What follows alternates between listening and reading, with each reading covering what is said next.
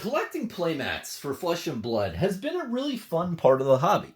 And Legend Story Studios, I think, does a really great job at preserving collectability for certain playmats. And I wanted to go into really my top 5 playmats that I'm proud to own as a collector.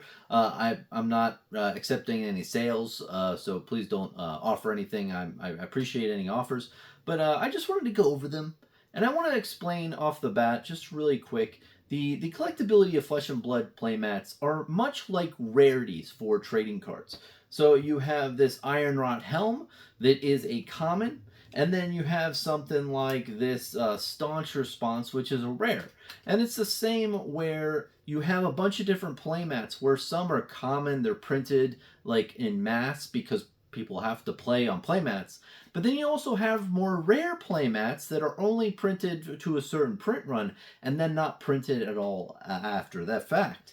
So I think that it's a very misunderstood thing for the general public, and I think that overall the collectability that they've preserved in a lot of mats that they've given out in the past has really done a really damn good job. I mean, a lot of them, of course, are around the $50 range or $40 range, but for the rarer ones, you can pay like $100 to $200 depending on, oh, and plus 200 depending on what playmat it is. So I want to discuss the ones I own and really kind of go down memory lane and talk about where I got them and the history of them that that really resonates me as a collector. So it's not just about money or anything. There's specific memories that I tie to a lot of these that you'll see. So that adds to the collectability part. It's really nice to have like a little story that goes along with it. These are the playmats here that are the 5. I have it. When I started my Flesh and Blood journey, I owned this many playmats, but now I own like 30 or 40. I've been, selling some and giving away some over time, but these 5 right here, getting the thumbnail. These 5 right here are like my top 5, favorite ones that I've collected. And I recently stopped being a cheap ass and bought some monster, playmat holders. Probably overspent with that, but I only had to buy 5, so it was no big deal. But yeah, I wanted to go over these playmats, and I'll tell you a little bit about how I acquired them, but I'll also tell you a little bit more about the rarity and the price range and what have you. But yeah, so long story short, I think that Legend Story Studios does have an internal type of rarity system where it's same as the trading cards. You have Fable, Legendary, Rare, Super Rare, Majestic, and Common. And you have all these different rarities for playmats as well. The thing that I would really hope, I think if those types of rarities was put on the collector center and said, hey, this is how rare it is, like a Majestic slot playmat or a super rare playmat, I think that would go a lot more into this market, because a lot of people who are coming into this market, they see a random playmat and they're like, is this rare or is this mass printed or printed more so people can actually play the damn game? So it's kind of like tough for people to have the price memory of not the price memory, well, kind of the price memory of just remembering how many supply is kind of out there. Something really important also is outstanding supply is different from print run. Print run is the total number that were printed or will always be ever be printed. Something that has happened in the past with playmats is there's the Enlightened Strike playmat where they said, hey, the amount in the wild is 13. The amount of supply in the wild is 13. The total print run, we don't know. It could be 50, it could be 100, we don't know. So it's very important as well for the public to understand those types of verbiages and to really understand how limited certain playmats are. And I think if that had more clarity, you'd see this market booming a little bit more. But overall, I think Legend Story Studios did a great job overall putting collectability in playmats that are just not given out as much. The real question a lot of collectors have is, what is the total supply, right? And we'll probably figure that down the line, but let me go into the playmats that I own and kind of give you a little history. Let me start with least spiced and escalate up. Let's see. I think. Well, let's do the honorable mention. So this is not one of the 5. This is one that I got from Joey from the Decks and Drafts YouTube channel. This is from the coaxing event. So this is a really, really cool playmat that he commissioned. I thought it was really cool. You have the meeps right there that are messing up the gameplay and everything. This was printed just for that coaxing event that he held. Shout out to him. Great guy, great YouTube channel. Really nice of him to send me this playmat after the event. I hooked him up with a couple of cards to give out as surprise support. But yeah, that's that playmat in all of its glory. Came out really good. And this isn't Flesh and Blood official one, just something that he made, but it looks pretty damn official to me. I'm going to roll this one up. All right, so starting with number 5.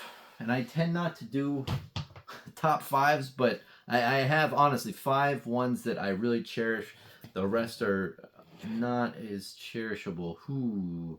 I guess going with just like the more basic at first, we're going to go with the Welcome to Wraith original OG playmat. My goal with this one is to have all the signatures from Legend Story Studios, the OG team. So I'm talking about the team that was in 2019. So on this, it's just a normal playmat. These unsigned are probably around $50. So let me try to get in the shot a little bit more. Yeah, did that show up good? Yeah, there we go. So I got James White's signature in the very middle. I got MJ's over here, and then I got Chris and also gosh, who's the final person? Chris Gehring and someone else who escapes me. It's gonna come back to me later, but it has the signatures of Legend Story Studios staff, and I really am missing. I think Robbie Wen. It'd be really nice to get his signature one day. But yeah, this is just something. It was only a $50 one. The amount of this playmat was printed very high because this is kind of like the basic playmat that people could get in the game with. Something to note, though, is that this is the 2019 version. So if you look at the logo of Flesh and Blood, it's 2019. There's a 2020 version as well that has a higher print run, I believe. But yeah, this is kind of like the OG one. I like the coloring. It's a little darker on this one versus the 2020 that I have on my shelf. So yeah, that's this one. Really happy about it. It's cool to have like the team of LSS sign a whole like the original playmat. So I thought that was a really cool thing to collect. So that's number 5. Let's go into number 4. So this is a playmat where I didn't get this originally at Worlds in San Jose. I should have, but I just was a dummy and missed the boat. This is the world map.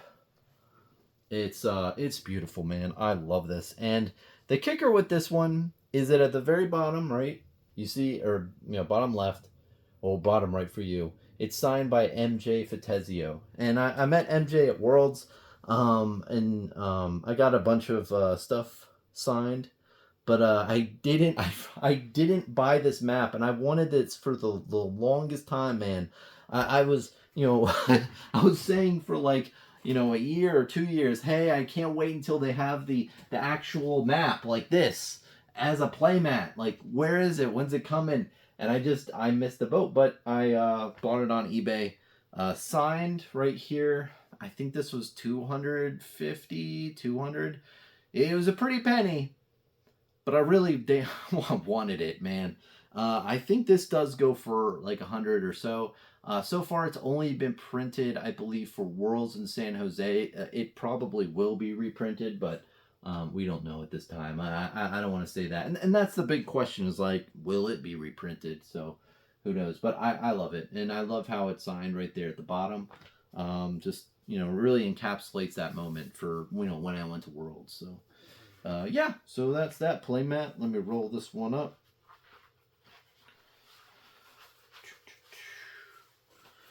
All right, now going on to the next. We have the Regicide Playmat. So this was for Worlds as well in San Jose. This one is signed by James White. I think most of these are signed by James White when he was in the booth. Somewhere. It's signed somewhere. But yeah, this was really cool to get, man. Like, I've been talking about Flesh and Blood for the last 4 or 5 years. So actually meeting James White and getting this playmat for free. Oh, here it is on the bottom here, right above the logo.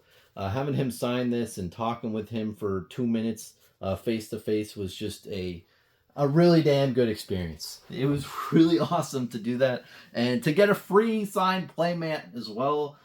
Really added to that type of experience. I really cherish this, and it was great to get. I know a lot of people out there probably like flipped theirs in the moment and made some money, but I just wanted to keep it, of course. Like it makes that moment really great for me.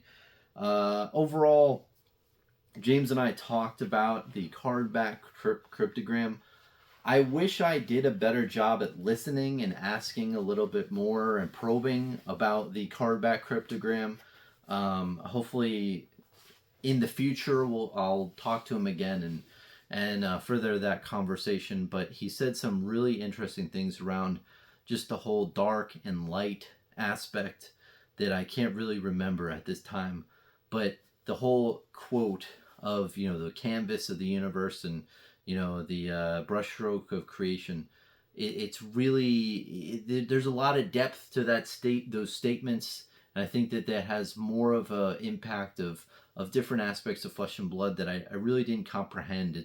It felt more of like a mystique or type of a spirit, if you will. I know that sounds crazy, but I think that there's a lot of depth to that explains a lot of other things in Flesh and Blood, and hopefully one day I'll be able to talk to James White again and really get a deeper understanding of that whole aspect. So that's that playmat. That's number 3. Moving on to number 2. So this is a spicy one. This is Fyendal's Spring Tunic. This one's pretty damn rare. So you had to win a Road to Nationals back in the day, I believe in 2022. Beautiful. I actually won this. I won a RTN. I got extremely lucky with my matchups, and I managed to take it down. It was very close at the end, and I got Spring Tunic playmat along with the Spring Tunic Rainbow Foil alternate art card, which is just really damn cool too. It's just great to own one of these, and just the most iconic artwork for the game, I'd say. I think out of all the cards in Flesh and Blood, this is the most iconic artwork. So I just love having the playmat that shows that. And this, I think, is, again, pretty damn rare. You had to win an RTN back in the day, and I don't think that they're going to reprint these because they want to keep that type of trophy, equity alive. Will they reprint it in some way, shape, or form? Maybe, but who knows? But yeah, anyway, I love it, and it really brings me back to that moment where I won that event. And again, I got really damn lucky, but was happy to take it down and get the playmat, and add to my collections. It's definitely top 5 of my collection for sure. So I'm gonna put that away. There we go.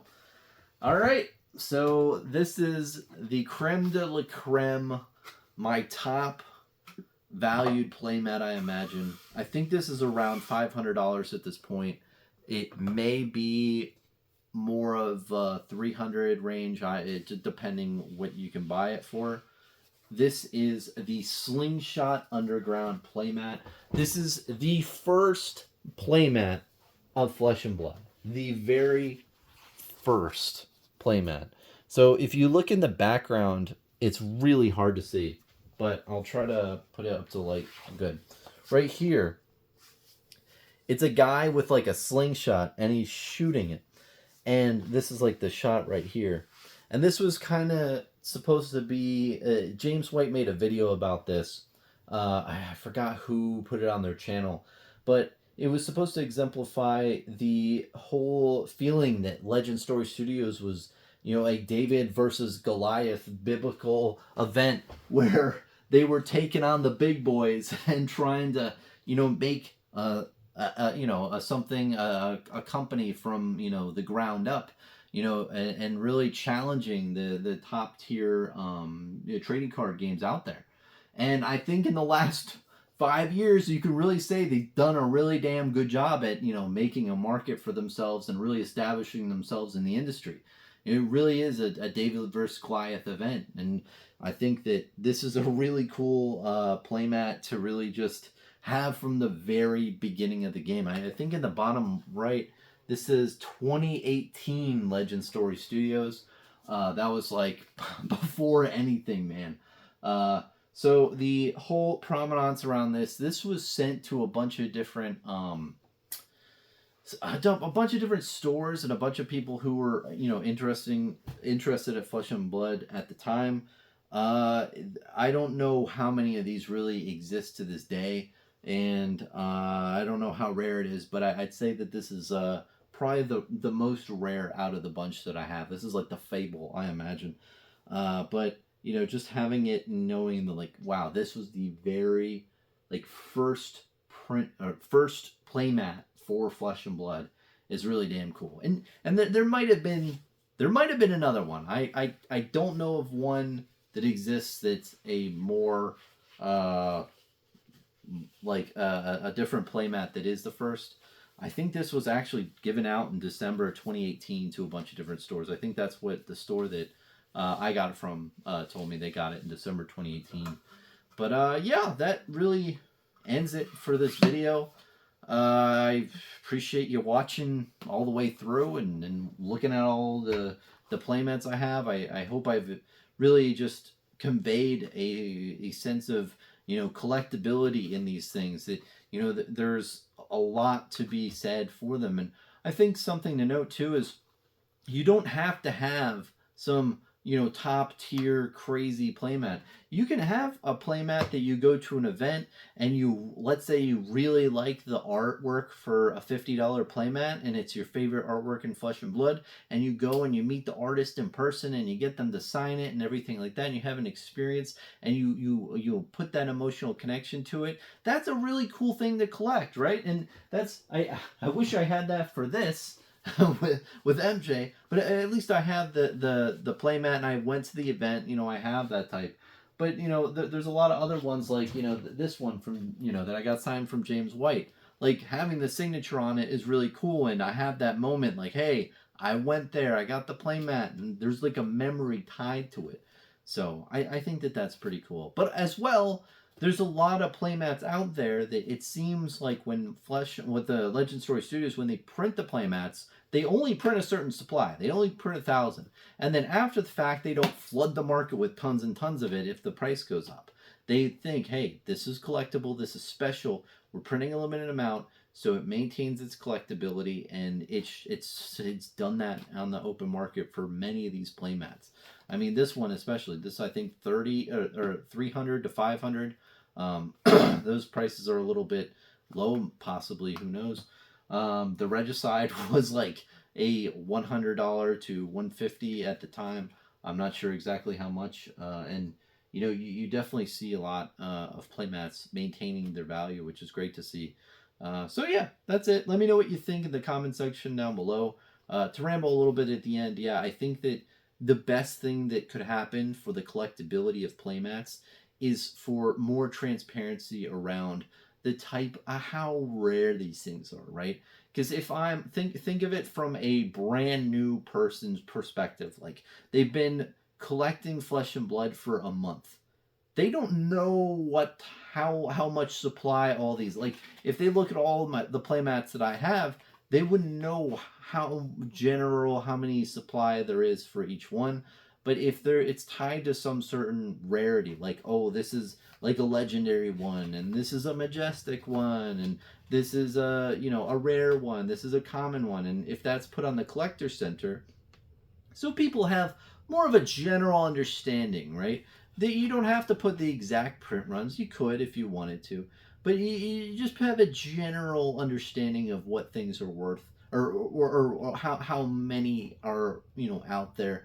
I think would add a lot more confidence to people who are trying to park money into these and who want to buy it. And I don't know. I think it's really cool. You have cards which are great to collect as well, but it's really great when you have a certain artwork and you can see the whole big picture. It's like a freaking painting, right? It's like these are like mini paintings. So, I'm not going to go on any further. Thanks for watching. Cheers, man. And I'd love to hear what you guys think in the comment section.